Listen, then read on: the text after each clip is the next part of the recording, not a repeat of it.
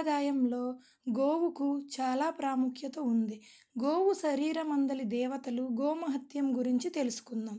గోవు పాదము పితృదేవతలు, పిక్కలు పిడిగంటలు, అడుగులు ఆకాశగంగలు, ముక్కోలు కొలుకులు ముచ్చిన చిప్పలు, కరి కర్రేనుగు, పొదుగు పుండరీకాక్ష, మూపురము బ్రహ్మ, హృదయం విష్ణువు, నుదురు శివుడు, నుదిటి పైభాగము కుబేరుడు, నాలుక నారాయణ స్వరూపం, దంతములు దేవతలు, గొంతు సరస్వతి, పృష్ఠభాగము లక్ష్మి, వెన్ను చివర వెనుక పార్వతి, గోమయం శ్రీలక్ష్మి, కుడి తొడ కాలు భైరవుడు కాలభైరవుడు, ఎడమ తొడ హనుమంతుడు, కళ్ళు సూర్యచంద్రులు, పాలు పంచామృతాలు, గోపంచితము గంగ, తోక 90 కోట్ల ఋషులు, బొడ్డు పొన్న పువ్వు, కడుపు కైలాసం, కొమ్ములు కోటి గుళ్ళు, ముఖము జ్యేష్ఠాదేవి, వెన్ను యమధర్మరాజు, ముక్కు సిరి, సన్నుకట్టు సప్తసాగరాలు, చెవులు శంఖానాదం, నోరు లోకనిధి, ఉదరం అగ్ని, పొత్తి కడుపు భూదేవి,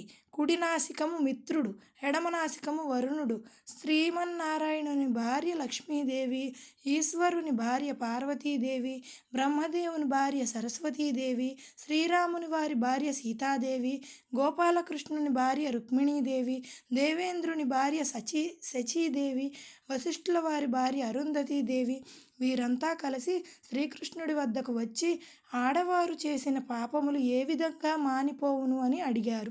అందుకు శ్రీకృష్ణుడు ఈ విధంగా చెప్పాడు. ప్రొద్దుటే లేచి గోవు యొక్క మహత్యం పఠిస్తే సకల పాపములు మాసిపోవును. అంటు కలిపిన పాపము, ముట్టు కలిపిన పాపము, బంగారము దొంగిలించిన పాపము, తెలిసి తెలియక చేసిన పాపము అంతా కూడా పరిహారం అవుతుంది.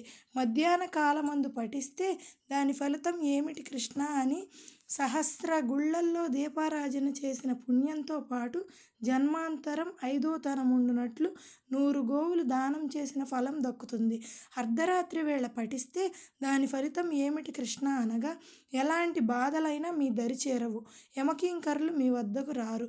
గోమహత్యం పఠిస్తే పణతి వస్తుంది అనగా ఆమె ఏ విధంగా వస్తుంది అని అడిగారు.